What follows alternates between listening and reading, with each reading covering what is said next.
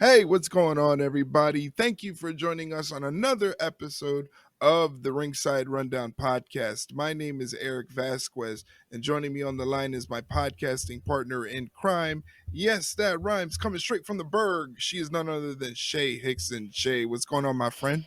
Still trying to recover from this weekend. It was a bit of a Yeah. wild one to say the least. But yeah, how about you? Have you recovered since? I don't know if I've fully recovered. I'm trying to catch up because there's so much like extra content to put out from the weekend, from WrestleMania weekend, that I'm trying to catch up, but I'm also trying to catch up on just like living, because like Yeah. you figure Friday was SmackDown, Saturday was the first night, Sunday was the second night, and then Monday was Monday Night Raw. So that was like 4 days straight of just content going out there, and then collaborating with friends on their podcast for WrestleMania. It's been a very eventful weekend. I'm actually glad this is like the first day I don't have to worry about streaming or anything. I could just sit and talk to you about WrestleMania and go from there, because I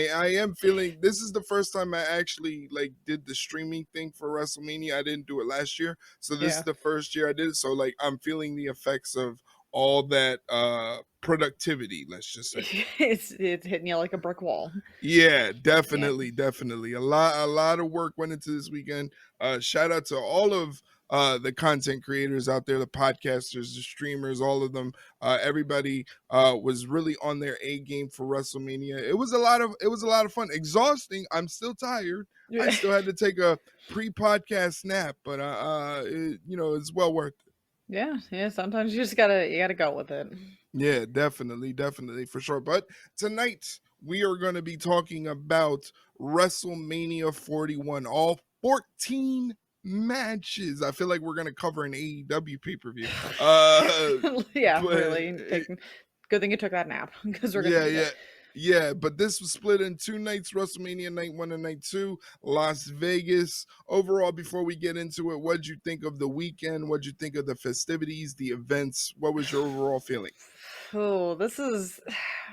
We kind of mentioned this a little bit earlier that it's going to sound very biased coming from me because I was at WrestleMania 40. Mhm. But this year, something just seemed off, I guess. And I was obviously still excited for WrestleMania because I had obviously my parents were in town, my friends came over and hung out both nights. But even just leading up to it, something just seemed off. And then WrestleMania happened and that didn't change. It was just so again just odd. I feel like I'm going to say that a lot this episode. It was just so weird, so strange, just some things you just scratch your head and go, why the hell was this even on here? Like, what was the point of this? Like, Yeah. was this even thought out? I feel like and you and I kind of talked about it in the DMs. I feel like night one and night two did the complete opposite of each other in terms of like matches and just like overall feelings. Mm, Night one was, at least it seems like the general consensus online was a bit of a letdown, which sadly I'd have to agree.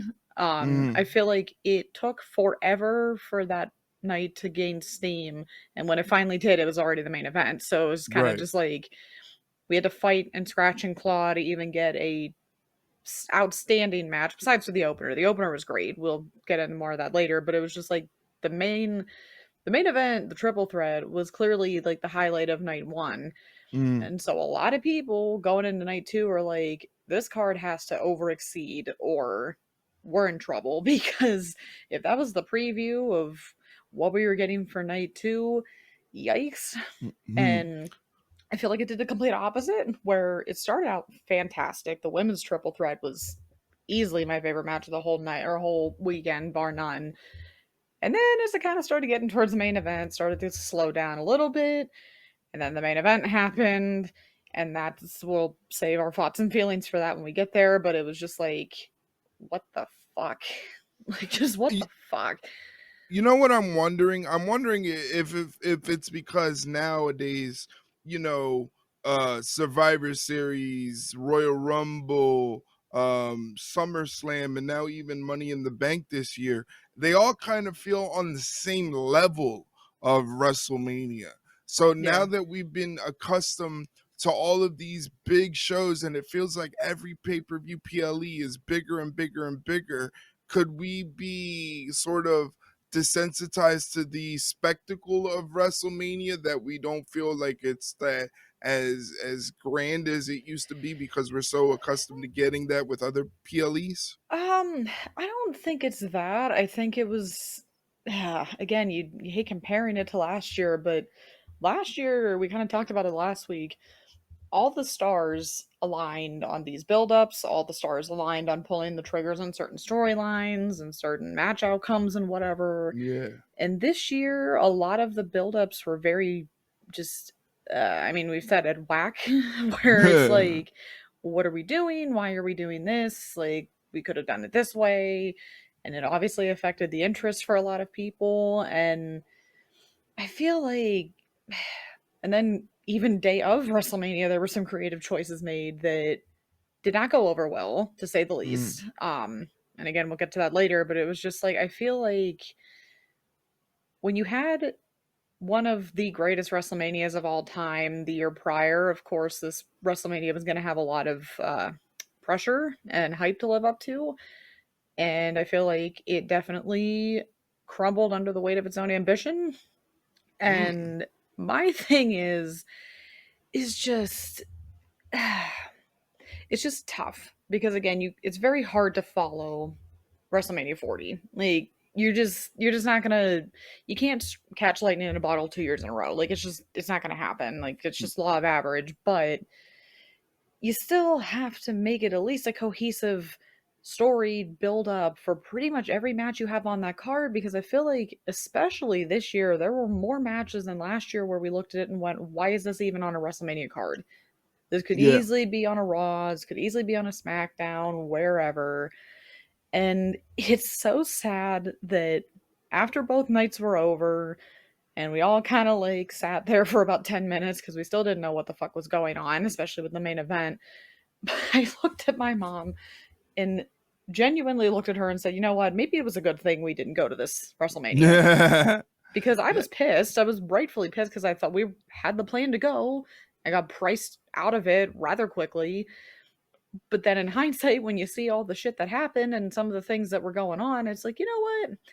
Maybe it's a good thing we saved those thousands and thousands of dollars and just watched it at home. And yeah, my poor dad, who knows nothing about wrestling, was even just like, it wasn't even probably, some of it wasn't even worth watching on pay per view, let alone like being there in person. So for someone who has no like big interest like we do about wrestling, being like, this one was not entirely the best, not a good sign. At least I yeah, don't think so. So yeah, it yeah. was just it didn't live up to the standards. Let's just put it Mm, that way. mm. Well, we're gonna break it down all of it one by one and let you know what we liked, what we disliked, our favorite moments, our least favorite moments, and give you our match ratings for each match of the card.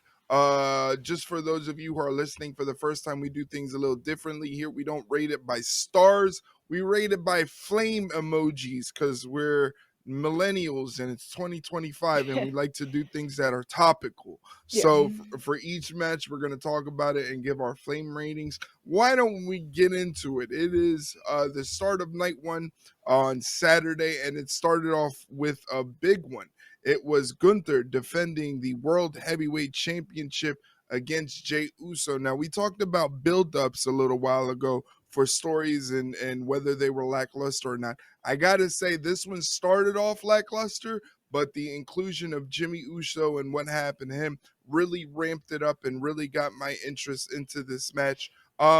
The match wasn't bad. I don't think the match wasn't bad at all. I felt like the pacing was really good and they were working together really well. I gotta say, it's definitely was better than Jay Uso's first singles match last year against his brother.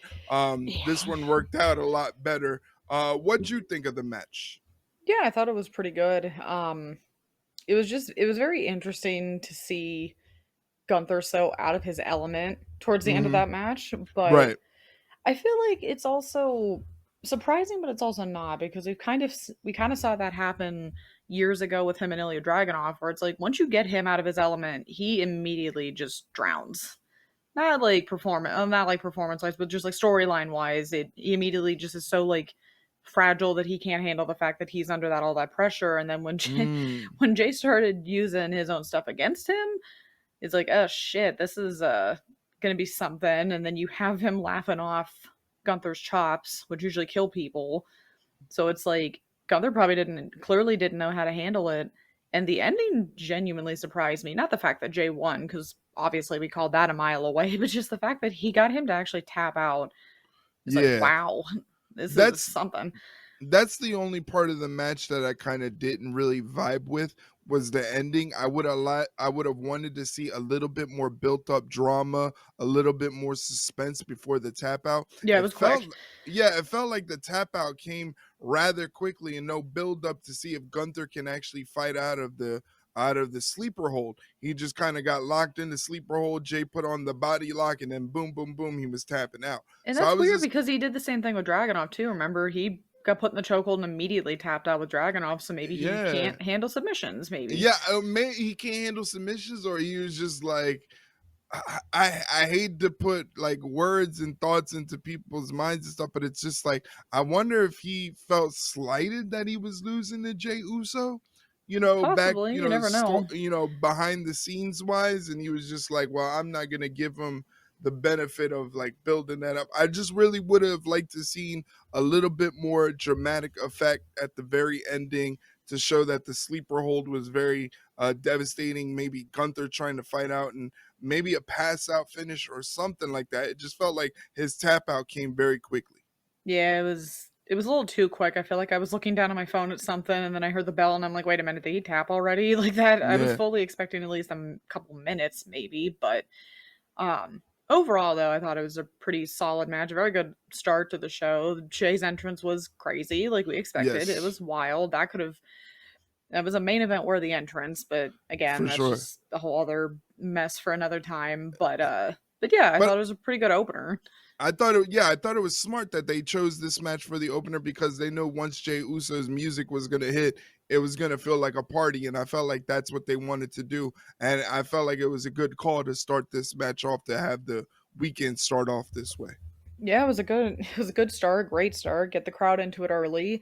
It was just a shame that I feel like as the rest of the night wore on up until the main event, it was kind of just like they never could replicate that, but we'll talk about that in a minute. But it was a All great right. start to the show.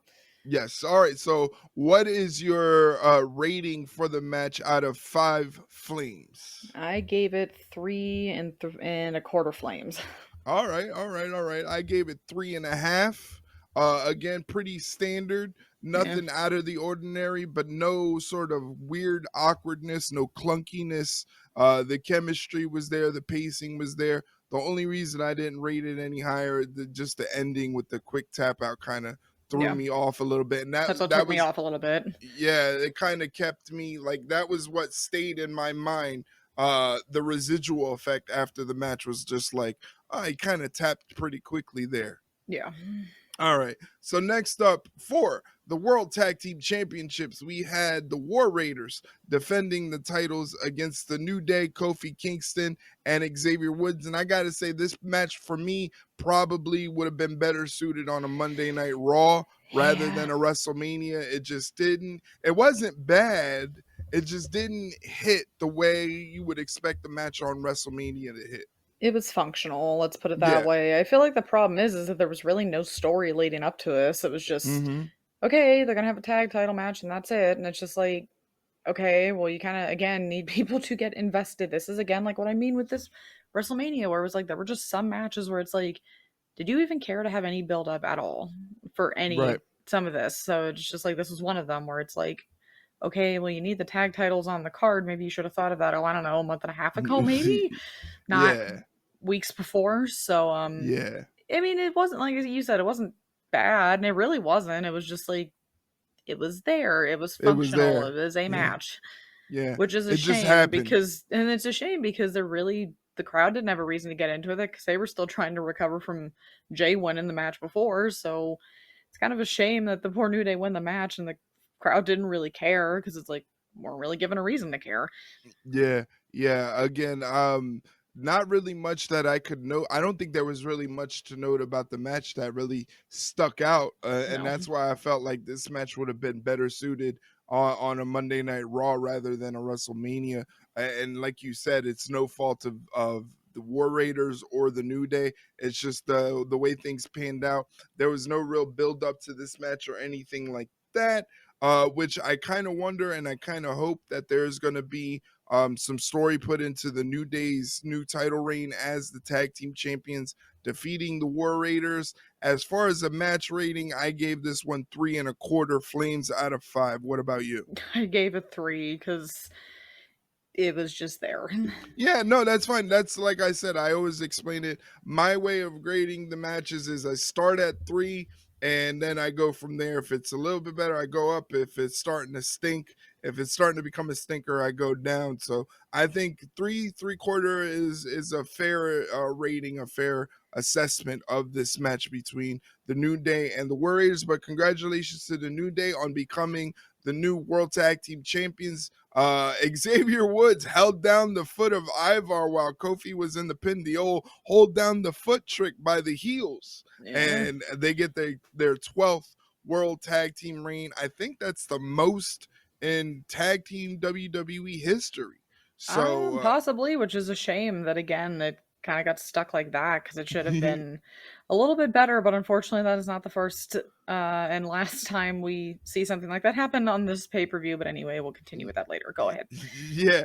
All right. So next up, a match that I actually really enjoyed, and I'm glad that it went off very well. The only gripe I had, I wish it was a little longer. Looking at the Wikipedia, this match only went for 9 minutes and 20 seconds. I'm talking about Jade Cargill taking on Naomi. This had a great build up and a great story behind it. The only thing that was left to see is if Jade Cargill can perform under the bright lights as a solo act, because you remember last year she made her debut, her WrestleMania debut, Hmm. but as a part of a trio. This one, it's a singles match. You're out there just you and your opponent, and you got to make things look good. And I got to say, I don't know about you, but I think Jade Cargill really passed everything with flying colors. Yeah, I would say that was probably her best singles performance yet in WWE for sure. And I feel like I'm glad that they must have heard all the outside noise in a way because I think a lot of people Mm-hmm. were like, okay, the story's great, the character works great, but is it going to translate into the match? And Mm-hmm. boy, that they go out there and be like, well, fuck you guys, we're just going to go do it. And they did because that was a sneaky good match. And I fully agree. I wish that would have been at least a couple more minutes long because it was almost just like things are getting good. And oh, it's over already. Damn. But Yeah. the stuff we did see was fantastic. Like I said, Naomi was being great like she always was. Jade definitely rose to the occasion. She's definitely been putting the work in and it showed. Um so yeah, I liked this match. It was really good. Again, I think I just unfortunately I knocked a portion of a flame down for me because of how long it was. I did give this one 3.25 flames because it would have been 3.5, but it was just like you said, too short, which is a Yeah, shame. it was a little too short for me, but I really I think I gave it a higher rating, being that like I was surprised at how good the match was, but I wasn't surprised at the same time. Maybe because I figured, I was like, they're gonna really perform well and they're gonna really do a great job out there. So I was surprised and not surprised at the same time. One Yeah. thing that stuck out to me is just Jade's power. When she Yeah. hit that electric chair power bomb, I said, Mm. "Holy crap, this lady's on a different level." And it's the same thing I said with Friends. I said she went out there and she took risk, Yeah. and sometimes it's good to take risk, and it shows her confidence level is through the roof because like I said, it's her first singles match at WrestleMania. She's going out there and taking risks that a lot of people wouldn't take in their first match. She's out there going for broke, so it shows that she has that internal confidence that is only going to grow as she gets better and gets more experience, because that's the one thing I always said about Jade Cargill. The one thing that's a hindrance when she was over there in AEW and not WWE is they don't work as much as the WWE crew does with the Yeah. live events and all the TV shows and the PLEs. She's going to gain experience to where in 2 to 3 years, she's going to be very, very good, and she's going to be a complete 5-tool player for WWE. As far as the match, I gave it 3.5 flames out of 5. Just really good stuff from Naomi and Jade Cargill, and I'm really happy that this match went off without a hitch. I completely agree. They definitely shut the haters up. Yeah, for sure, for sure. Next up was a match for the United States Championship where champion LA Knight went in there and defended the title against the Samoan werewolf Jacob Fatu. This one had some sneaky good bits in it. Like Jacob Fatu was able to really show off what he could do, because we're just starting to get the little bits and pieces beginning of a singles run Jacob Fatu where he's not in a tag team setting. So there was some sneaky bits in there. There was that one part where he goes for that moonsault and LA Knight hits him with the BFT on the way down. So Yeah. there was some sneaky good parts about this match. One thing that I noted from when I was watching is just the fact that you and I were like killing it with the predictions, and Yeah. this was no different. Jacob Fatu was able to get the win and win his first singles championship, the United States Championship. Congratulations to Jacob Fatu. What'd you think of the match? I thought it was pretty good. It was sneaky good. It was Yeah, again one where I think it kind of was a little underrated by some people going in, and these two have some really good chemistry. Like yeah, that one spot when LNA went up the ropes and like hit that overhead German suplex off the top, that was like insane. That was fucking wild. And I mean, we kind of saw it in a little bit leading up to this that they had some chemistry. It was just a matter of are they going to be able to shine when the lights are the brightest? And they definitely did. And it's not a surprise because both of them are fantastic wrestlers and clearly over with the crowd because by towards the end you had chance for both of them, so that's always a good sign because then it's like all right, we're doing something right here. And again, yes, sneaky good match. Can't complain about it. I gave it 3.5 flames. there you go. There you go. Really easy stuff. Um, Again, like the only downside is this kind of not on the same level as the World Tag Team Championship match from earlier, but a little bit off where it would have been like, okay, this was a good match on WrestleMania, but this would have been a great main event on SmackDown. Yeah, yeah, Uh, but yeah, but again, congratulations to Jacob Fatu winning his first singles championship in the WWE. I predict that there is going to be more singles championships for Jacob Fatu in the future, and it's going to be very interesting how this changes the dynamic between Jacob and Solo Sikoa, because Solo Sikoa went from having a pretty huge year to not being involved in anything. yeah. Maybe might start to get a little jealous because that will happen when people get success that you think you deserve. So Mm. he's gonna be a little drama, I'm sure. Yeah, which in the end is not necessarily it like you're bummed that you don't get on the WrestleMania card, but you know something is coming your way that you can build off of. So it's like a bittersweet pill. Like you're damn, you want to be on WrestleMania, but you know that this situation with Jacob Fatu now winning the United States Championship opens the door for something to happen for you. Yeah, or you just make your own plans like Carrying Cross is doing right now because that's a whole other Yeah. thing we could that's a whole other thing Woo. we need to talk about next week because that was Woo. fucking insane. And you know what, good for Yeah. him. I agree with him, but Man with scorched earth. But again, shout out to Jacob Fatu. Congratulations on winning the United States Championship. And now moving on to a match that had to get an audible thrown in. It was supposed to be El Grande Americano facing Rey Mysterio, but Rey Mysterio unfortunately suffered an injured on the SmackDown prior to WrestleMania, so he had to be subbed out, and they subbed in Ray Phoenix. Shout out to Ray Phoenix, comes in the company, and then like 3 weeks later, all of a sudden he gets a WrestleMania match. And I know the other guy in Jacksonville, the guy in charge, has got to be like punching the air Man. because yeah, because how does that happen? You know, you show up, your brother shows up, takes the world by storm. You show up, take the world by storm, and now you're both at WrestleMania showing out. It's got to be a crazy time.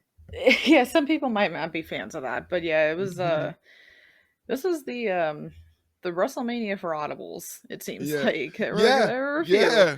where some on accident, some not so much on accident, but again, we'll get to Mm. some of those later. But yeah, I mean, for that being your what that was like Phoenix's what, maybe third match, maybe second, third. Yeah, third, yeah, either third or fourth. Yeah, so imagine you're not even 5 matches in, and they're like, "Hey, yeah, by the way, you need to do WrestleMania, no big deal." But hey, he rose to the occasion, which we expected him to because he's a great wrestler. So it Mhm. wasn't. The match itself wasn't bad, but I still feel like this was another one of those where could it or did it need to be on WrestleMania? But if you wanted it to be on WrestleMania, I still feel like they should have went with what you said. If it was going to be Mysterio originally, it still should have been a mask versus mask. But Yeah, yeah, just to put eh, some just to put some intrigue on it, and not only that, like if Rey Mysterio couldn't go in the match, they wouldn't have hurt taking the match off the card because according to Wikipedia, this match only went 7 minutes and 55 seconds. yeah, I Seven can minutes believe and that. yeah, 7:55 that could have easily went to Jade and Naomi extra to make Yeah, the match even better. So like it necessarily the audible didn't really need to happen, but it did. yeah. Um and like you said, the match wasn't bad. Ray Phoenix is fantastic. Chad Gable, because damn it, that's Chad Gable. Yeah, there's a you're not fooling anybody. You're not fooling me. I was just surprised at the finish that they went ahead and said, "Hey, you get WrestleMania, but you're gonna have to eat the pin." So Yeah, like, boy were we wrong. yeah, we were wrong on that, but still, like I said, nothing too crazy, nothing offensive. It went off without a hitch. Shout out to Ray Phoenix, congratulations to make it to WrestleMania. I gave this match 3 1/4 flames out of 5. And I gave it straight three. Straight 3. All right. Sounds good. Sounds good. Now, a match that I really enjoyed, probably one of my favorite matches of the entire weekend. I'm talking about Tiffany Stratton defending the WWE Women's Championship against Charlotte Flair. This match is highly talked about for the hoopla that went into building up this match, going off Yeah. script, cutting promos, shooting on each other. But I got to say, with all that in the rear view, these ladies really went out there and delivered one hell of a match. Yeah, the beginning made me a little nervous because I'm like, oh God, we're here we here we fucking Yeah, go. Like, I'm sure you felt the same, where it's like when they I just did. started I did. wailing, I'm like, ah, fuck, here we go. But as the match went on, it was a little. I mean, it felt like a little clunky to begin with, but the more time they got, the more they got into it, and yeah, I mean, I'm pissed that the match ended the way it did because I was wrong. So, you were. Yeah, this was the match. Because remember, if you Mhm. listen to our predictions episode, this was the match that separated us. This was the only match that Yeah. separated us. And you know what? Honestly, I gotta wonder if all of the previous stuff in the interviews and the promos that they were doing, if Charlotte would have just done her job, what if she would have came away with the victory? Oh, well, that would have sucked for you, wouldn't it? I Of mean, course, it yeah, just sucks for me, but yeah, but could you imagine if that was the situation where this is just you ended up losing the prediction because Charlotte Flair couldn't do her job? she didn't want to play ball. Yeah, Yeah. that honestly, that would not surprise me in the least. But I will say though, I kind of feel bad for her because I feel like she was the butt of a lot of jokes this weekend, and at least from what you Yeah. could see online, and Nia Jax is apparently a piece of shit, which, hey, I mean, yeah, not shocking me there, but it's just like, damn, poor Charlotte. Just like, Mm, could not catch a fucking break this weekend. But yeah, it was a really good match. I think after the few we had before, we're like, oh, fucking finally something like really good that we let's just like, can we keep doing this? This would be great. yeah. Um, but yeah, this one I gave 3 and 3/4 flames. Nice, nice. I gave that one a straight 4.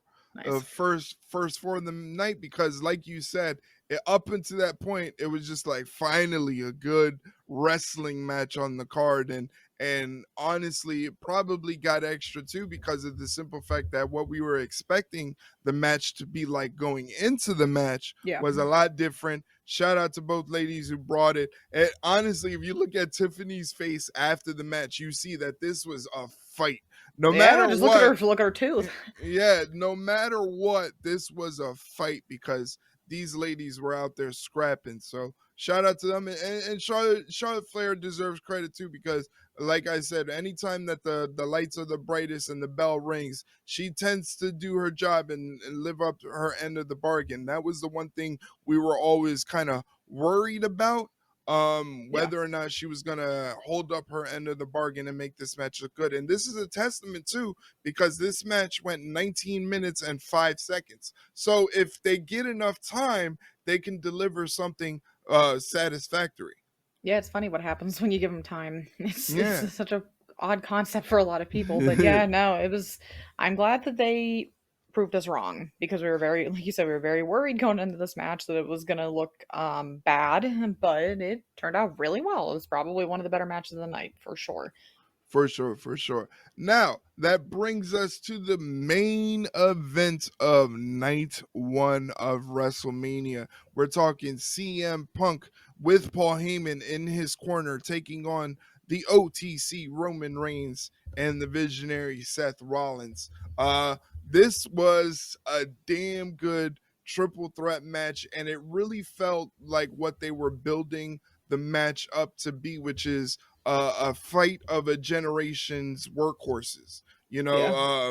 and this all, the web weaving of the story, whereas like they finally acknowledged that the Shield was created to be some sort of backup for CM Punk 10 years ago. Obviously, it didn't work out with Punk leaving, Seth being internally hurt because one of his idols abandoned him, as everybody else said about the CM Punk situation. And Roman Reigns was just there, like, I'm taking over all of this. So he's just like kind of the odd man out. But this still was an interesting story, especially with the favor being involved.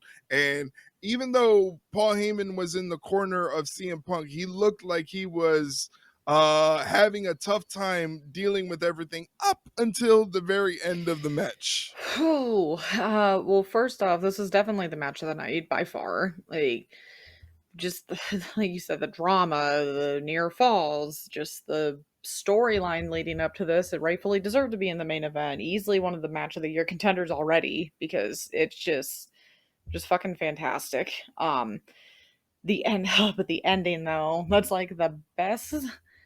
That was one of the most surprising, at least for me, because you kind of see where it was going a little bit. And then you think, oh, well, he's actually going back with, or Heyman's actually going back with Roman. Oh, wow, I wasn't expecting that one. That's kind of weird. And then they started kind of doing the whole thing with Seth. And as soon as, I love the callback. I just love that callback of, hey, look, Seth's prone on the ropes. You can finally get the revenge you've been waiting decades for, essentially. And I'm like, oh, are they going to actually let him do that? That's going to be really cool. And then when he put Paul behind him, I'm like, oh no. Oh no. Like this isn't it's so over, isn't it? And it Mm. was, unfortunately. But still not any less shocking because it was just like poor Roman still cannot get that devil off his shoulder even when he had the prime opportunity to do so. It still gets taken away from him. That poor guy. Like ugh, Yeah, yeah, it drama. felt Cinema. it yeah, it was definitely cinema. It gave you that cinema vibe to it. It just like the way the match was, like, they did a lot of cool things, like the shield bomb tease was very Yeah. nicely done. I really enjoyed the shield bomb tease, and then Roman's like, nah, screw that. I'm a man of my own and I don't need it. And it just a lot of people, were predicting, like, well, there's a chance that Paul can align himself with Seth Rollins. So Yeah. there was a lot of chatter of that, but like you said, they did a very good job of making that come across on TV very well because of the chair spot to lead up to that, where he slides the chair over to CM Punk, and you're thinking, whoa, this is kind of going differently than I expected. And then that whole situation happens. Overall, it was a very good triple threat match. I enjoyed it very much. It lived up to the billing of a main event match for sure. Yeah. And it was the longest match of the night by a lot, 32 minutes and 55 seconds. So they had a lot of time to do what they did in there, and they did a great job. I gave this match 4.25 flames out of 5. I also gave it 4.25 flames. Like I said, easily the match of the night by far, and one of the best matches of the weekend, and couldn't have been any better. And it deserved to be in that main event, and rightfully so. Yeah, so definitely shout out to all the men for achieving that goal of getting the main event. Shout out to CM Punk for finally being a main eventer for WrestleMania. He is well deserving of that. And it looks like from what we see after the Raw after WrestleMania, this situation is not done, which No. I kind of like. I kind of like that they've extended this whole thing to add another layer now that Paul Heyman is building a little group behind him now. Now, not only does he have Seth Rollins, but now he has Braun Breaker behind him. Seth Yeah. Rollins and Braun Breaker being led by Paul Heyman. This is a Wild. dream. Yeah, it's a dream. Yeah, it's just when you think it couldn't get any crazier, it just got off the fucking rails on or yesterday on Raw. It just, oh boy, we're in for a ride. I just Yeah, know it. we're definitely in for a ride, especially if Paul Heyman's the one behind the creative behind it. We're definitely in for something special. Yeah, buckle up. Yeah, for sure, for sure. Well, that doesn't necessarily mean that the fun was over. We had a whole second night of WrestleMania, a whole other 7 matches to go through. And like you said earlier, it felt like night two was definitely like the main course of the entire weekend. It feels like night one had some really good stuff leading into it, but this was also the sentiment last year for WrestleMania 40. Yeah. They were like, night one, it could have been better, but night two was where the fun was at. So I'm wondering if that's kind of WWE's MO, is like, we don't want to give everything away on night one, and if night one has to suffer a little bit, so be it for night two to be great. I don't know about you. Yeah, they were definitely. I think even last year it did feel like night two had more of the dramatics and more of the overall, like, this is the night for it. But yeah, I still feel like last it had a lot to live up to from last year, and I feel like it just fell flat in some spots. Again, there were just a couple matches where we're just like, it shouldn't have been on a pay-per-view even, and if you were gonna do it, you should have done it this way, and some audibles and some just, I mean, luckily there wasn't anything that was bad. There wasn't anything where I'm like, this was a waste of my time. Like, this was a terrible wrestling match. It was all solid wrestling. It was just some of it just didn't belong on the card, which is fine. But then night two came around and it was definitely better. It was definitely better. But again, I think we kind of did the opposite of night one, where it started off great, but then it gradually just like nosedived and then came back up the last two matches.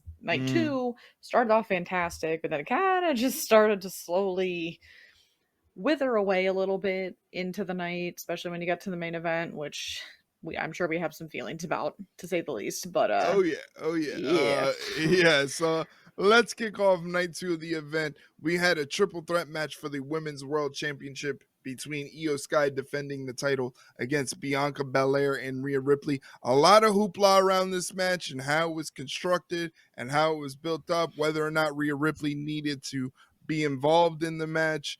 I at the end of the day, we could discuss it, we could dissect it, we can analyze it, and we can give our opinions. But the match itself at WrestleMania was fantastic. Yeah. Probably, I would say, if we're speaking strictly wrestling, this was the best match of night two. Oh yeah, I completely agree. It was my favorite match of the entire weekend. It was just so much fun. It was it was funny because if you saw my Twitter, anybody that's listening, you saw that my friend group and I are it was testing our friendship a little bit because my one friend loves Io Sky, my other friend loves Bianca, and of course I love Rhea. So we said it was kind of Mhm. funny how all three of us had our favorites in the same match, and Yeah. because usually that never happens. Usually it's like, okay, well, there's one, we like one girl, or we like one person, or maybe two of us like one and one likes the other, and then there's always just the odd wrestler out during like a multi-person match or whatever. But no, it was like this was just like where the stars aligned and all of our favorites were in the same match together, and we kept joking that most likely one person was going to be like happy and the other two are just going to be like, ugh, we're going to be like mad, sad, annoyed, all the above maybe. And of course, my friend Ray got the was the lucky one that night and got to see you retain, which rightfully so. We picked her to retain because it would have been silly to have anything else happen otherwise. So yeah, but the match itself just I loved it. It was just great. I Yeah. love that they still kind of continue that whole thing with EO of not being the afterthought. Like even at the beginning where they tried to do that shit again, and she's like, "I'm just gonna slap both of you because this is Yeah. fucking ridiculous. I'm good for EO." Towards the end, I loved that when Io went for the moonsault and Rhea got her feet up, I'm like, "Oh my god, how did Yeah. there were several spots where I'm like, how did Io not die?" Because she just got demolished on some of these spots, but it was just oh, it was just great. It was just there were so many fun little spots. There was just great wrestling. The stories were still being told throughout it and in such a great way. Like I said, easily my favorite match of the entire weekend. Even though Rhea lost, it's fine. I can Mhm. I can let it go if the match was worth it, and the match was absolutely worth it. It made me forget about that whack ass build up going into it. So I gave this one 4.5 flames. Wow. Okay. I Yeah. gave it 4.25 flames. I just thought it was a lot of fun. The pacing was great because that's the thing with the triple threat match is like it can get clunky and can get Yeah. awkward if the pacing's not right. But these ladies, once they did that sequence where Io went for the moonsault, got the knees to the face, and she fell right into the KOD, Yeah. and Bianca hit the KOD. I was like, oh, they're on a different level right now. They're like Yeah. they're on fire. They're playing with like all of their finishers locked in, supercharged, they're ready to go. So it was a really flawless wrestling match, a lot of fun. Like I could definitely watch that one over again. I gave it 4.25 flames out of 5. Yeah. It's just great. It was just great. Yeah, yeah, definitely for sure. And then moving on, we had a Sin City street fight where there were no rules, no holds barred, no disqualifications. Weapons can be used, and weapons were used. But this one I enjoyed because it was Drew McIntyre, Damian Priest. I enjoyed it because it was physical, and they did use the weapons and stuff like that. But it was more so it was centered around like they didn't go all around the arena and fighting through the crowd. They kind of kept it mainly ringside based, which I didn't hate. Yeah, and I feel like because I know my mom and my one friend, they were kind of like, "This is a street fight. Why isn't anybody bleeding? This like doesn't make any sense." And I'm like, "Well, I think they probably are trying to stay away from that because AEW finds every excuse in the book to have somebody bleed during a match, especially during Right, like a street fight or a death match or something." So I feel like WWE is more in the mind of, well, we can still make it hardcore and make it look brutal, but we don't have to rely on blood because it's just starting to become so desensitized with people because right. AEW just overuses it. And we've talked about that before, so we're not going to beat a dead horse. But they still made this match look really brutal, especially that ending, the Claymore into the chair. I'm like, oh my god, he's dead. He's Yeah. dead. He's dead. And poor mom's about to have a heart attack. She did not enjoy this match at all. She did, but she didn't like it because it was just a mess. And poor Damien, poor guy. Cool entrance though. That was a really cool entrance with Slayer. That was Yeah. cool. That was nice. Drew's was cool too. I liked his gear. At first, I had no idea what the game was because I wasn't paying enough attention. I thought it was Warhammer at first. Turns out it was Doomslayer, which I'm like, sure, never played it. And then, funny enough, fun little fact for the listeners at home. Apparently, my one coworker's friend, she does like special effects and props and whatever. She does like at the local like scare nights at the local theme park around here. Apparently, her and her team did Drew's stuff. Oh, nice. Yeah, because he was showing me pictures of it earlier. Because she had it on Facebook that they like flew her out and her and the team worked on his stuff. So I'm like, hey, that's pretty cool. I mean, I don't know the person, but I know a connection to it. So I thought it was pretty neat. But yeah, the match itself was good. It brutal enough. Didn't need to rely on blood and buckets and glass and thumbtacks and whatever. And for a street fight that wasn't so much hardcore as I think some people would have expected. I don't think it really needed to be. Um, I honestly forgot the fact that they never really wrestled outside of. They didn't go anywhere, like you said. They just kind of stayed at ringside, and I didn't really care. I didn't even really remember until you brought it up. So I'm just like, it was just a pretty solid match. Can't really complain there. I gave it 3.5 flames. I too gave it three Nice. and a half flames. Sorry, I mom. yeah, she was really upset about that. Yeah. But like I said, it was a great hardcore match. I like the fact. I mean, maybe like you said, we've become desensitized to the blood and everything like that. So maybe that's why I enjoyed it more. It was more of a different change of pace and what we've come to expect from no disqualification matches in wrestling. I like that they kept it kind of centralized around the ring. There were some brutal spots. That double table spot where Damien fell backwards into the two tables. Oh. I was like, boy, that is something. I still liked So how Drew did the thing too, where he took his phone from his brother and he's like, still bored of work, lol. Like, yeah, guy's he's such a gonna menace.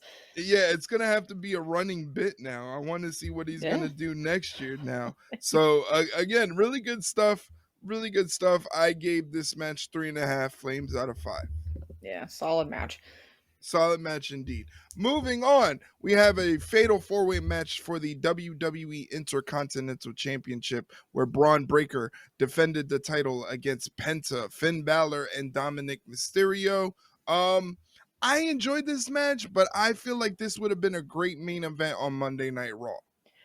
Yeah, it was still solid. I definitely like they gave everyone time to shine.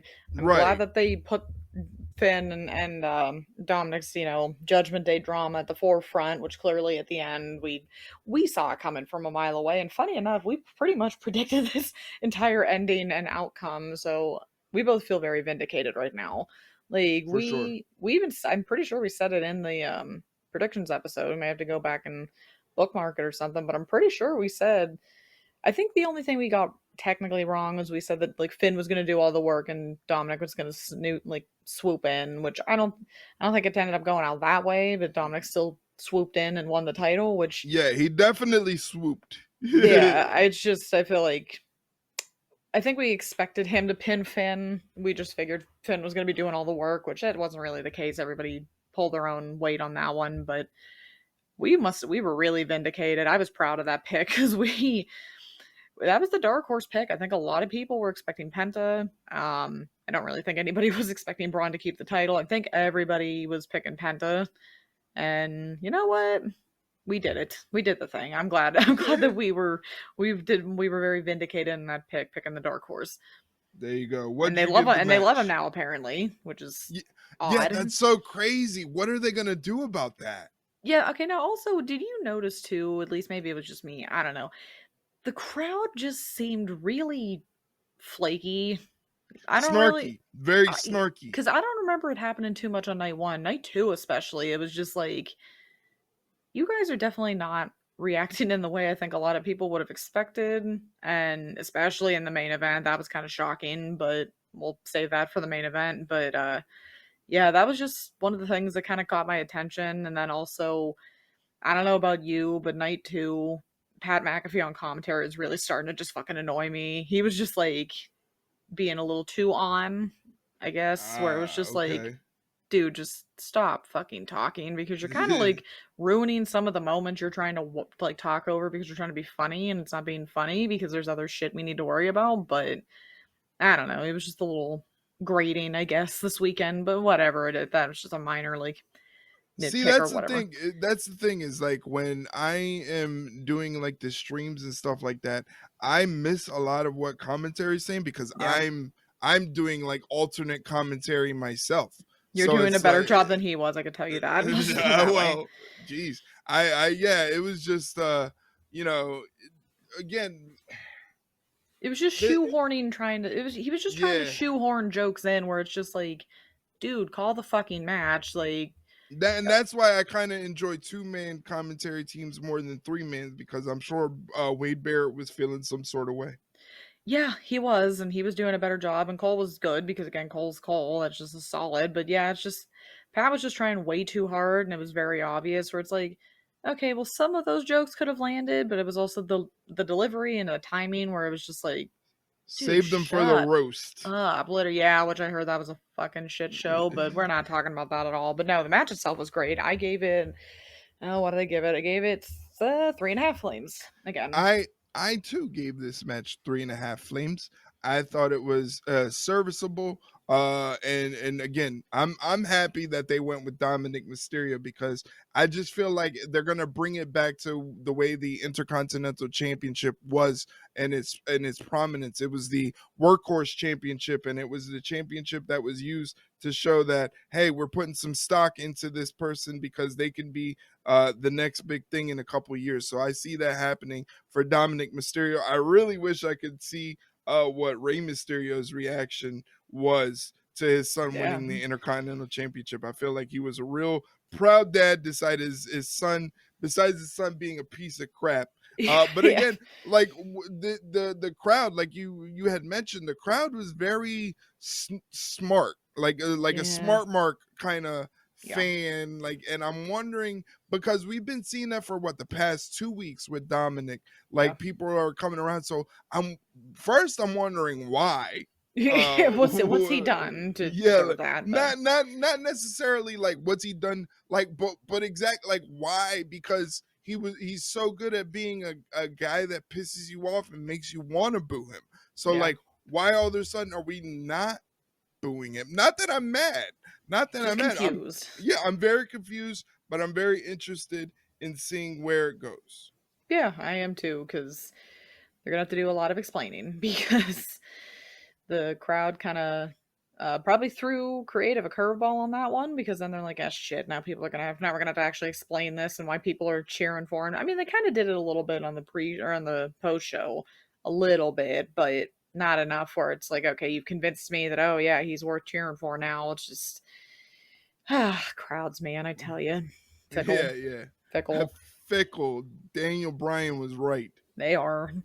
All right. So next up, we had an open challenge for Randy Orton. Randy Orton said he's not missing his 20th WrestleMania, despite his original opponent Kevin Owens having to bow out for neck surgery. Shout out to Kevin Owens. Hopefully, he has a quick recovery.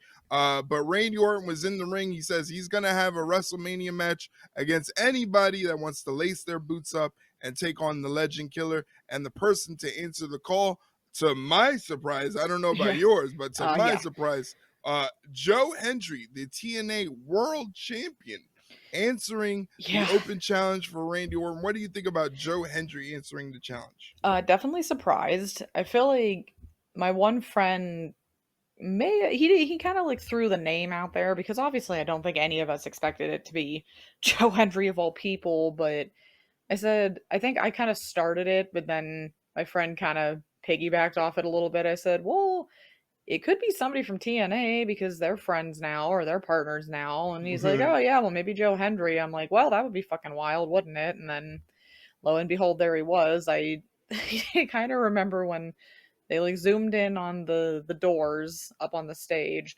and the doors started opening. And the first thing I said was, "Well, it's not Alistair because that's definitely not what he looks like." And then yeah, it was genuine shock. We were all very surprised that it was Joe. And I don't know if this is just the cynical side of me, Like, I get that TNA was probably like, "Oh, we just put our world champion on the biggest wrestling show imaginable and got TV time and exposure. That's great." And I'm like, "Yeah, but you also had him essentially get squashed. For Yeah, what?" I'm wondering if that was intentional because I was reading something, I forgot what I was scrolling on, but I was scrolling on something that said that leading to Joe Hendry's match on pay-per-view, he had like a rotator cuff injury. Oh, that's a Um problem. so I because again, this match was only 3 minutes and 10 seconds long, Yeah, and it was like a Randy Orton showcase, you know. essentially, yeah, it was So a yeah, glorified squash match. yeah, so it was like I don't want to say it was a burial of like a TNA talent, but like No, but I felt like maybe this is one of those audibles that were called last minute. yeah, and I didn't really think that one through a little bit, I don't think. I would just think that if I am the that if I am the owner of a major wrestling company and my world champion is going to be on my partner company's biggest show of shows, I don't I don't think I'd want him to be in a 3-minute squash match where I'm not gonna say he looks foolish because he didn't, but it was also like I just don't think it really did him any favors either. It was just Right, kind of yeah. like, okay, the surprise was fun. That was about it. Like, that was all it was. It was N- just, you got the surprise, and then, like you said, it was Randy Orton's greatest hits, and that was it.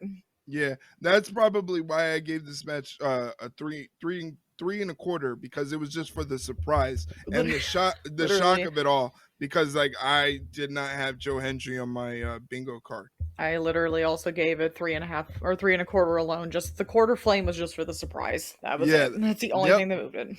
There you go. There you go. So moving on, we had a singles match between Logan Paul and AJ Styles.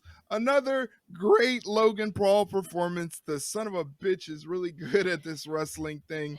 Uh Shit human being. I gotta ask, what does AJ Styles have to do to get a win at WrestleMania? Yeah, that poor guy. And the worst part is that this match really didn't do him any favors either, where it's just like up his WrestleMania record or his WrestleMania, reputation and, resume is finally going to turn around after this, except it won't because it was just like, okay, sure. And it kind of makes Styles look a little bit like an idiot where Carrion comes out, which I'm like, at least they used him for all of 2 seconds, I guess. I mean, it was only his hometown, but again, that's a rant for another time. But he gave you the prime opportunity to just jack Logan Paul in the mouth with those brass knuckles. And guess what? No one would have doubted you. Nobody would have hated you. In fact, you probably would have been the most beloved person in that entire arena if you did it. But no, now all of a sudden we got to be the moral police and we got to be good, and look where it got him. He lost. And it's kind of Yeah. funny because they kind of pulled that same shit a couple matches later. And you know what I'm talking about. So it's like Mm, kind of interesting that they kind of did that twice, but in yeah, different forms. yeah. But it was also just like same result both times. So it's just like, yeah, I get sometimes you got to be the good guy, but sometimes taking the moral high ground gets you jack shit nowhere. And it got AJ jack shit nowhere because Logan Paul won. Hooray. I this whole situation with AJ Styles and carrying Cross, it just makes me want to go, well, AJ, just listen to Carrion because AJ Styles carrying Cross kind of running as allies together is kind of badass. Yeah, it's just like, come on. Like, give us something else for Yeah. fuck's sake. It's just, again, I would have loved to see AJ pop him in the mouth because, again, I don't think anybody was going to actually be like, how dare you, AJ? How could you do that? They'd be like, Yeah. please do it again. Yeah. Anybody, if it was anybody but Logan Paul, maybe that would have been the reaction. But the Yeah. fact that it was Logan Paul, everybody was just like, "Why would we care? We would want you to do it again." Yeah. Well, we'd like you to do it repeatedly, please. But Yeah, yeah, the match itself, again, it was okay. I mean, again, it just wasn't anything special, I don't right. think. So I gave it 3.25 flames because I was just like, it was good, but yeah, why was it on the Yeah. card? I gave it 3.5, Yeah. and it just kind of speaks to you and I how we're kind of always in lockstep with each other. Usually about a quarter off from our ratings, anyway. I just gave it that. I just felt like it's AJ Styles, Logan Paul again. Logan Paul, shit human being. And this was funny because this is what we kept saying during the stream. We were just like, shit human being, Yeah. pretty good professional wrestler. Like, Which and is it just, that's the annoying thing. It's just like, yeah. whatever, you still suck as a human, but it's fine. Oh man, and the thing is, if he keeps pulling out performances like this, he's gonna be a champion, a world champion in Oh, due time. fuck. Like, Yeah, let's hope not, but we know it will. yeah, it's gonna happen. It's gonna happen. But Yeah. shout out to Logan Paul and AJ Styles. Moving on. This match, not a bad match. It was for the WWE Women's Tag Team Championships. It was Lyra Valkyria, and originally it was supposed to be Lyra Valkyria and Bailey, but Bailey got subbed out for a substitution, taking on Liv Morgan and Raquel Rodriguez again for the Tag Team Championships. A lot of I don't want to say hoopla around this match, but I haven't really read up on why it happened this way. But for me, it's a confusion. Uh, Bailey gets subbed out, and at that time it happened. She gets subbed out WrestleMania Saturday. Yeah. So in my mind, I didn't have enough time, like Randy Orton, to develop like who could it be? Who could be Lyra Valkyria's mystery partner to help her out? It didn't occur to me until like literally Lyra Valkyria is walking out there for the match at WrestleMania, and I'm like, oh, they need to have a mystery of partner. Who could it be? And I'm like, huh.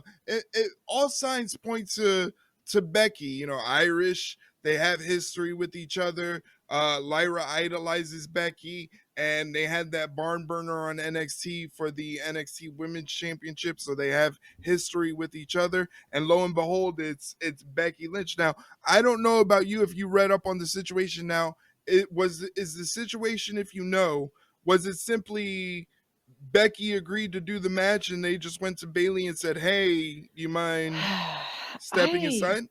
I don't know. I just poor fucking Bailey, dude. Like, I just don't get why they had to do it this way because you have them win the gauntlet, so they get the match. You have them go over Media Row acting as if this was how this was going to go, only Mm. for literally the night before, on night one of WrestleMania, be like, yeah, actually, that's not what we're going to do here. And it's a shame because I love Becky. Of course, Becky's great. However, it kind of feels like this entire match did nothing for anybody but her Yeah, because yeah, I Lyra didn't think about it that way, but that's a good way to think of it. because Lyra didn't really do much. She was the one getting the shit kicked out of her, not Becky. The other Mm. two were essentially just like, I don't know, whipping posts essentially to just take the titles off of them. And then what happened on Raw was even more confusing. Like, what the hell was the whole point of all of that then? So you literally have them win the titles just to have them drop them on the Raw after WrestleMania and then have Becky turn on Lyra. So it's just like, what was the point of all this? Like, it just makes it even more confusing because you could have easily just stretched that out for a couple months where it's just like you kind of maybe get the hint that there's some tension or something and then you turn on her, not immediately after you lose the titles you held for like 24 hours. Like, what are we doing here? Like, it was just that whole match and lead up to it and what happened was just whack.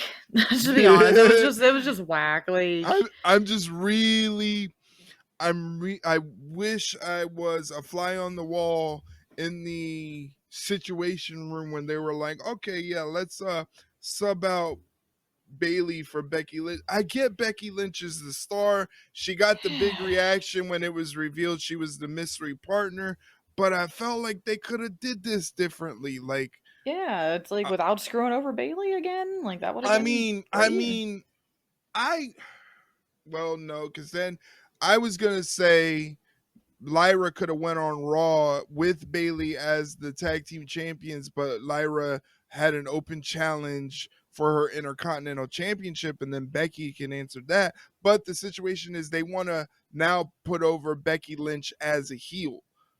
So Yeah, which I don't know if that would have gotten a heel, like they couldn't have healed it up that way.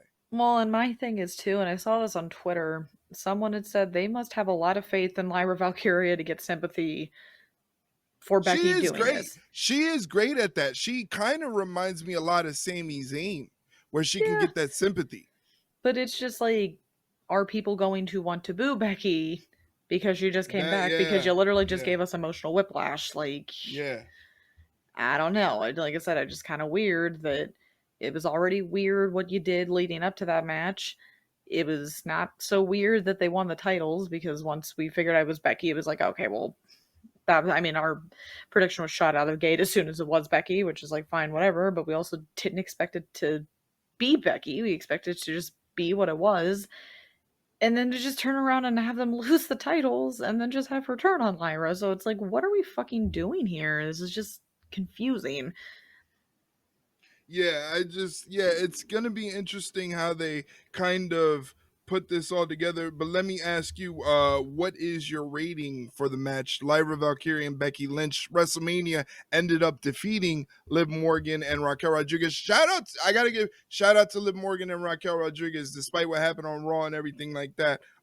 They are really working well together. Every time Liv Morgan goes out there, I'm like, damn, she's really been up in her game. And same thing for Raquel Rodriguez. Yeah, yeah, they did their job, and good for them to at least get the pelts back, I guess. I mean, I don't know. It's just, yeah. It's just a whole mess. But no, my rating for this one was kind of like the whole thing with Joe Hendry. I gave it 3.25 just for the fact of Becky coming back. That was it. Nice, nice, nice. I would give it 3.25 flame. 3.25 flame, I think, is a solid rating for that. Again, I am a big fan of Lyra Valkyria. I enjoy her wrestling. I like she just really puts it all together for me. I kind of knew the Becky Lynch surprise was going to happen at right before it happened. And Liv Morgan and Raquel are pretty solid for me. So again, 3.25 flames out of 5. I think is solid for this one. Yeah, yeah, it says so. All right, and now we get to the big moment of the evening, the main event of night 2 of WrestleMania. John Cena taking on Cody Rhodes for the undisputed WWE Championship. This match went 21 minutes and 40 seconds. John Cena comes out with no pomp and circumstance, no flair for No, the dramatics, no color, no color, nothing. just strictly black and white for John Cena. Black and white for John Cena. Comes out to the ring. Cody comes out. He has motocross riders flying all over the rampway for him. He's got the Iron Man Tony Stark mask going. Really cool stuff. The match was very interesting. I felt like John Cena wrestled a completely different match than what we're used to seeing John Cena wrestle. Uh, Yeah, it I was just. it was Ugh. uh it was it like I understand why he did it, because again, he's not going to give us all the things that we love Yeah, about John Cena, because John Cena is a bad guy. So John Cena is not going to give us all the things that we love about him, and he kind of slowed everything down and was very methodical. Barely went for all the John Cena, greatest hits, and kind of yeah. when he went for it, he they when the crowd would pop for it, he would cut it off right then and Yeah, God, there. I get, like you, I get why they did it that way because you obviously had to give the big middle finger to everybody, but the thing was, the crowd didn't give a fuck that he wasn't doing it because the crowd was cheering for him and booing Cody because that's totally what they should have been doing that entire time, like whatever. But for a WrestleMania main event though, to have it be that slow, Mm, like you have to put the gas pedal on a little bit. I mean, just a little bit, but like, holy shit. It was just. The pacing of that match was just weird. And then, as if it couldn't get any fucking worse, the ref goes down, and we're like, all right, here we go. It's like, The Rock's mm. coming. We're doing this shit. Whatever. And who do we fucking get instead? Travis Scott, because that's what everybody cares about. No one fucking cares about Travis Scott. This is the thing that like really just took me out of this match. And also the fact that he did realize he kind of had to hurry up down to the ring, right? He took Right. his sweet ass fucking time getting down to the ring. And just all the shit that was going on with him. I think I remember I like turned to my friends and my mom and I'm like, they do realize a match is still happening, right? Like, it's not just me. Like, we're not doing some fucking promo segment before or after a match. The match is still going on, and you're walking like you're in fucking quicksand because, like, why are you even there? Why are you even there? And so then, like, Cody kind of gets rid of him, and I'm like, okay, well, now The Rock has to show up. And he never does. And rightfully so, people are calling him out on social media because it was just like, what was the point of you even doing this whole thing with Cena in the first place then if you weren't going to even show up on fucking WrestleMania? Like, Yeah. what was the point? Like, it's just everything about this match was just fucking weird. Just from the fact of Cena hits Cody with what was it, four finishers and his submission and couldn't put him away, but whacking him with the belt was what finally did him in. Well, Like, that's I kind of feel like that's the deal with John Cena being a heel. You know, like I it's just like he went for the three AAs and the one super AA from the second rope. That didn't do it. So fuck it. I'm gonna kick him in the balls and then whack him with the belt. Well, and You that's the know? problem too. It made Cody look like an absolute fool. I'm sorry. Like, did you really think that? Oh, all of a sudden he was so sorry about everything he said and did, and oh my god, you fell for the oldest trick in the fucking book as a good guy. Like, you don't trust the heel when he's oh my god, I'm so sorry. I don't know what I was doing. I won't do it again. Like, dude, come on. You look like a total idiot.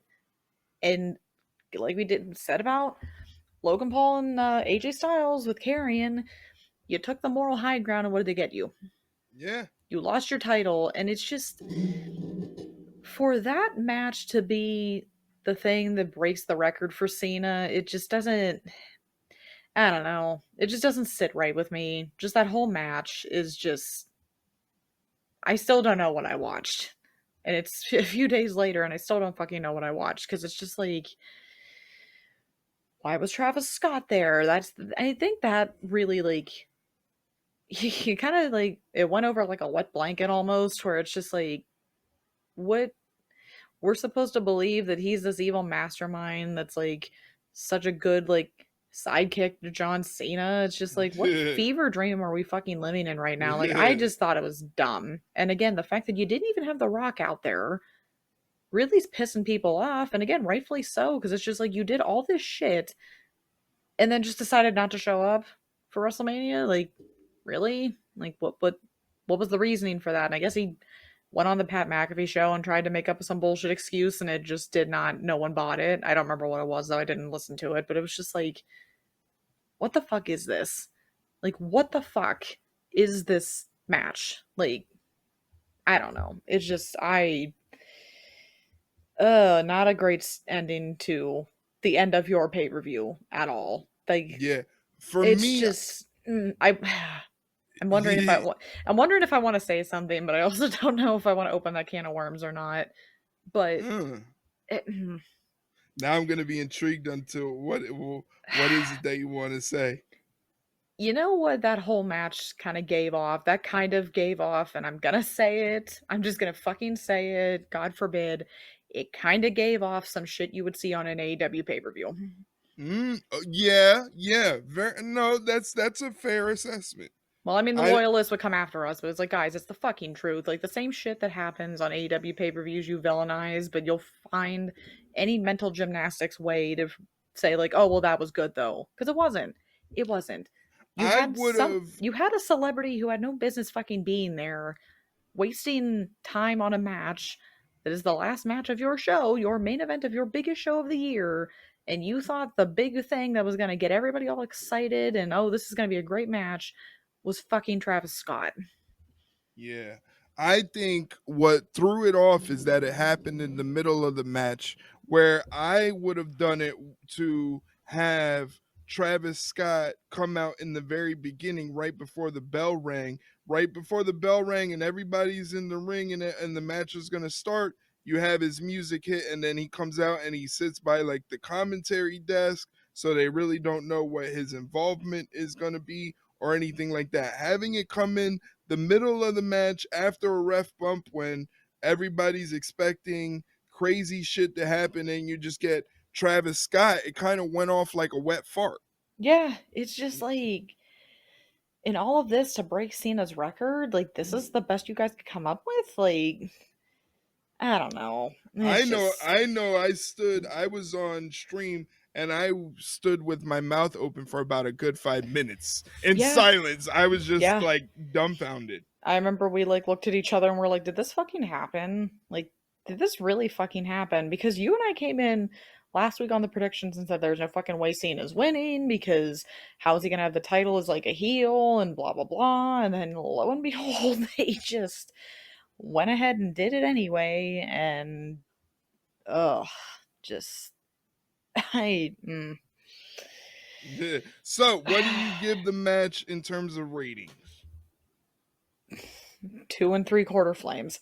Ooh, you were really mad at this match. It was just so stupid. Nothing about it made sense. Like it. Just don't even get me fucking started again. You were really mad about this match. Yes, I was. Yes, I was. I Wow. just. I can't do it. Wow. I can't do it. I can't No, fucking do it. hey, I always say wrestling is subjective, so everybody has differing opinions, but like, wow. This really stuck in your craw, as they say. Yes, it did. Yes, it did. It's just again, nothing about it made sense. The pacing I get, but it was just like, was that the best time to do it? Because it was the main event of your show. Like, uh, and then you don't have The Rock in there, and it's just like, how do you not have The Rock in there? Because he's the one that started this whole bullshit, and he doesn't show up. You get Travis Scott instead, and it's just like, I don't know what the fuck they were thinking. Yeah. I gave this match 3 3/4 flames. It was just such a surreal, weird experience. It's a fever Watch dream. it. Yeah, it really did feel like a fever dream because John Cena was wrestling such a slow style, very slow plotting, placing. Like it was just strange. It was just strange. And then when the ref went down, I'm thinking, okay, finally something's gonna happen. I was kind of bummed because they marched out a drunk Stone Cold. So before the Yeah, match, running people over. Yeah, they marched out a drunk Stone Cold, right? So I'm like, yeah, oh, he's not gonna get in the match like I was hoping he would. So he's not gonna get involved. Is anybody gonna get involved? Maybe The Rock gets involved, and then no. all we got was just Travis Scott. Yeah, which that I don't give a shit if he loves the business or whatever. It's like who cares? Like who fucking cares? Like Ah, I like, just don't even that's fantastic. But yeah, that's what it is. John Cena is now a 17-time world champion, holding the record. What a promo he delivered on Raw, by the way. yeah. Oh boy. What a promo he delivered on Raw. He went full scorched earth. I'm very interested how they're gonna work because he only has 27 dates Yeah. left. And this is the thing that I said. This is the reason I said I don't think John Cena was gonna win. It was because how with the dates already being solidified that he's not gonna be around very often. With the closing date, what's the point of putting the belt on him? Is he really going to leave with the belt? I guess that's the most intriguing part. Is he really going to leave with the belt? I God, I hope not. I just it kind of makes me wonder. I guess the only thing that like I could think is that is this how Punk wins the world title? Is by beating Cena. I wouldn't be mad though. I feel like that's the only guy that can bring him back to the light at this point. That'd be Is kind of cool. like I wouldn't hate them. I mean, obviously because I'm a massive CM Punk fan, of course I'm well, gonna yeah, of love that.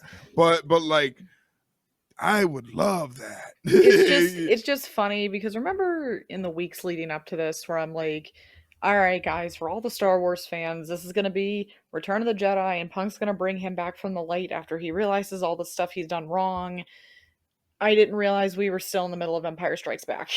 Like, WrestleMania 40 was A New Hope with Cena or with Cody.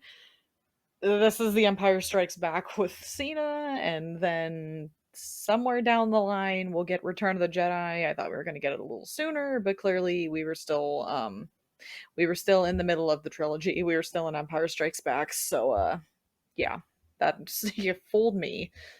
They got you. They got you. I think, It got but all of us. yeah, yeah, they really did. But I think it's great, and I think it says something to how great wrestling is that it could affect you in such a way you're just like so like, ugh, this stinks. Like, Yeah, don't get me started again. I don't want to go on another like half hour tangent. Like, ugh. oh man, I love it. I love it.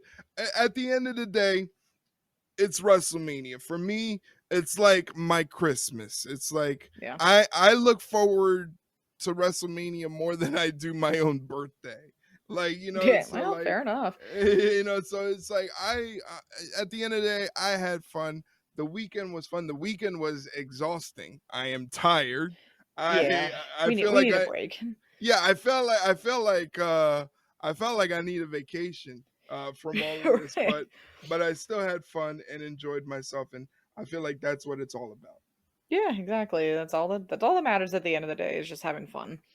Yeah, so I hope you guys enjoyed WrestleMania, and we would love to get your thoughts on WrestleMania. Don't forget that you can follow this podcast on any platform you get podcasts on. Just hit the subscribe or follow button, and you'll never miss an episode. If you need to get an episode, if you don't have it on the platform that you use, don't worry. Just let us know on social media. Shoot us a DM. Let us know what platform you use. We will send you back an episode on a silver platter. But the caveat is you have to give us back the silver platter because it belongs to Shay's mom. And Shay's mom is a lethal weapon. She was going to be involved in GCW's Bloodsport, but Yeah. they said no, she's too crazy. She's too much of a lethal weapon. We can't have her on Bloodsport. She might kill somebody. Well, and now she's even more pissed because Damien lost. So There you go. There you go. So you really yeah, want to piss off this lady by not giving her back her silver platter? yeah. I think you should give her back her silver platter once she gives it to you. But you can get a link to the episode on your platform of choice. If you can't find it on your platform of choice, it's always also available on YouTube, youtube.com/at ringside run pod. You can get full episodes of the podcast. Hit us up on social media. We're available on Twitter, Instagram, Facebook at ringside rundown, and also short form content on TikTok at ringside_rundown. Shay, where can they get in touch with you? You can find me on Twitter at ShaileneHickson21 talking about all the things.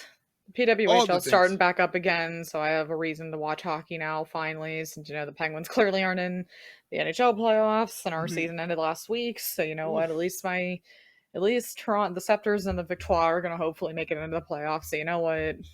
I at least got something on the women's side, so can't There you complain. go. There you go. I also forgot to mention that for all Raw episodes, NXT, SmackDown, AEW, Dynamite, Collision, and WWE pay per views, I stream on Twitch and YouTube, twitch.tv/ringside rundown. And we also do the multi streaming over on YouTube. If you can't get on Twitch, youtube.com/at ringside run pod. So check us out there. If you don't want to hang out alone by yourself, watching some wrestling, you can come over, hang out with us, say something in the chat, and we'll have fun. Yeah, it's all that matters, right? All right, so there you have it, ladies and gentlemen. Those are our ratings for each match on the WrestleMania 41 card. We'll be back next week with another episode of the Ringside Rundown podcast. That's the best thing about this is that it all goes by in a flash. We build Yeah. up this whole calendar wrestling year to lead us to WrestleMania. It comes, it goes, and now we have to get ready for it in another 365 days or whatever. Yeah, hopefully New Orleans next year won't be as expensive, but we'll see. I wouldn't put any faith in that. You can hope all you want, but I feel like they're not gonna stop that trend of as we made the joke after WrestleMania, they were like, should we listen into what Triple H has to say on the press conference? And I'm like, why? All he's Yeah. gonna say is, hey, we broke another record, we made a lot of money, and we're gonna make more money coming up again.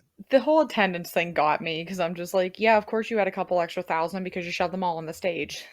Yeah, Like, that's so. But honestly, come that's on. so cool. I would love that upper part of the stage where they Yeah. had people sitting. You gotta admit that's a cool view. That'd be cool, but I like to see the stage though, not be so much on it. But That's true. That's true. But I'm a sucker for the graphics, but it's fine. I was really surprised. I'm like, yo, there's people sitting like their seats are on the stage. Yeah. That's so crazy. That's so Yeah. crazy. But now we get to talk about the spectacle leading into July, which is AEW All In. Are you excited for that? I hope they give me a reason to be, but we'll see. We got a couple months, so don't let us down, guys. Oh Please. man. Well, Please. well, we'll be back next week with another episode of the Ringside Rundown podcast. And hopefully this is the episode where we can talk about the return of Aleister Black. What do you think? I'm hoping like they can't give us these vignettes for no reason and then not follow through. Like I It's am begging you, please. Friday's the night. We'll be screaming. Well, yeah, I'll definitely be screaming. You'll be hearing me from Jersey for sure. You'll be hearing me from here, so it's fair.